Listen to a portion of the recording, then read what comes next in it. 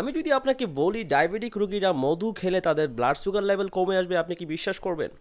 গবেষণায় দেখা যাচ্ছে, একটা না দুটা না অজস্র গবেষণায় দেখা যাচ্ছে মধু ডায়াবেটিক রোগীদের জন্য একটি পাওয়ারফুল মেটাবলিক এনহ্যান্সার। গবেষণায় দেখা যাচ্ছে মধু খেলে আপনি যদি সকালের নাস্তা করার পূর্বে 1 চামচ বা 2 চামচ মধু গ্রহণ করেন আর আপনার ব্লাড সুগার অনেক হাই, ওষুধ খেয়েও কমাতে পারছেন না, ইনসুলিন নিয়েও কমাতে পারছেন না, দেন গুড নিউজ ফর ইউ, যে আপনি যদি সকালের নাস্তার পূর্বে 1 চামচ 2 চামচ মধু গ্রহণ করেন তাহলে আপনার ব্লাড সুগার লেভেল প্রায় 14% ড্রপ করবে, আপনার HbA1c লেভেল ইমপ্রুভ হবে ওভার টাইম, অ্যান্ড দেন আপনার ইনসুলিনের পরিমাণ কমে আসবে।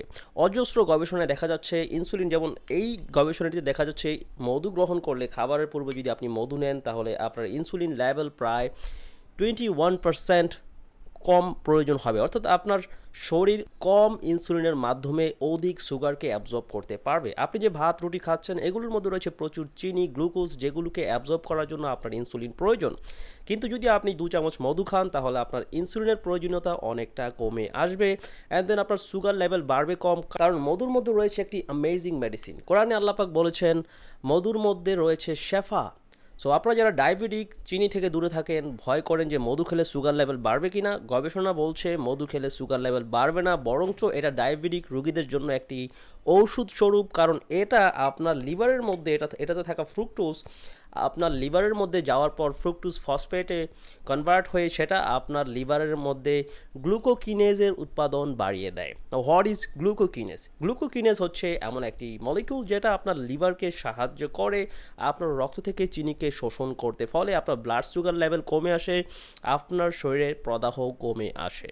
সো যদি আপনি খাবার খাওয়ার পূর্বে জাস্ট 1 চামচ 2 চামচ মধু নেন, সারাদিনে 3-4 চামচ পর্যন্ত আপনি নিতে পারেন, এটা ড্রামাটিক্যালি আপনার ব্লাড সুগার কন্ট্রোল করতে আপনাকে সাহায্য করবে, আপনার ওষুধের ওপর নির্ভরশীলতা কমিয়ে নিয়ে আসবে, অ্যান্ড দেন আপনাকে অ্যামেজিংলি এনার্জি দান করবে, কারণ মধুর যে সুগার এটা খুব সহজে অ্যাবজর্ব হয়, এটা ইনসুলিন স্পাইক করে না। যেমন এই গবেষণাটিতে দেখা যাচ্ছে এখানে রিসার্চাররা 5 জন টাইপ 2 ডায়াবেটিসের রোগীদেরকে ওরাল গ্লুকোজ টলারেন্স টেস্ট করে, তাদেরকে 75 গ্রাম গ্লুকোজ খেতে দেয় এবং 1 সপ্তাহ পর পুনরায় পরীক্ষা করা হয়, 75 গ্রাম গ্লুকোজ, সাথে দেওয়া হয় 7.5 গ্রাম ফ্রুক্টোজ, এবং এই গবেষণাটিতে স্পষ্ট দেখা যায় গ্লুকোজের সাথে যখন ফ্রুক্টোজ দেওয়া হয়েছে অল্প মাত্রায়, তখন এটি তাদের গ্লুকোজের স্পাইককে প্রায় 14% কমিয়ে দেয় এবং তাদের ইনসুলিনের রিকোয়ারমেন্ট প্রায় 21% কমিয়ে দেয়, অর্থাৎ আপনার ইনসুলিনের প্রয়োজনীয়তা প্রায় 21% কমে যাবে। আপনি একবার চিন্তা করে দেখুন কত মানুষ ইনসুলিন নিচ্ছে, দিন দিন তাদের ইনসুলিনের ডোজ বাড়াতে হচ্ছে,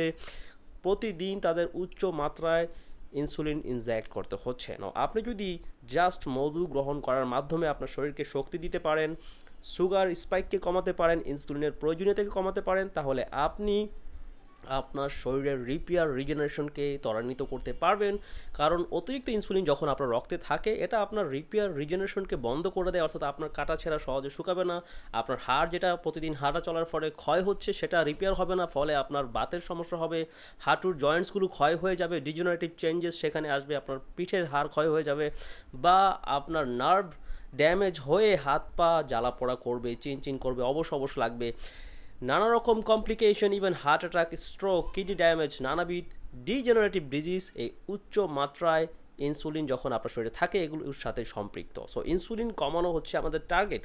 আপনার শরীরে যেন সারাদিন ব্যাপী অতিরিক্ত ইনসুলিন না থাকে, বিশেষ করে যখন আপনি ফাস্টিং পর্যায়ে রয়েছেন, লাইক সকালে যখন ঘুম থেকে উঠছেন তখন যদি আপনার রক্তে ইনসুলিন বেশি থাকে, that means things are out of control. So আপনাকে যেটা করতে হবে, আপনার ব্লাড সুগার লেভেলকে কমিয়ে রাখতে হবে, আপনার ইনসুলিনকে কমিয়ে রাখতে হবে, অ্যান্ড দেন এনার্জেটিক থাকতে হবে, খাবারকে এড়িয়ে চলতে হবে এমন না, পুষ্টিকর ভালো খাবার খেতে হবে।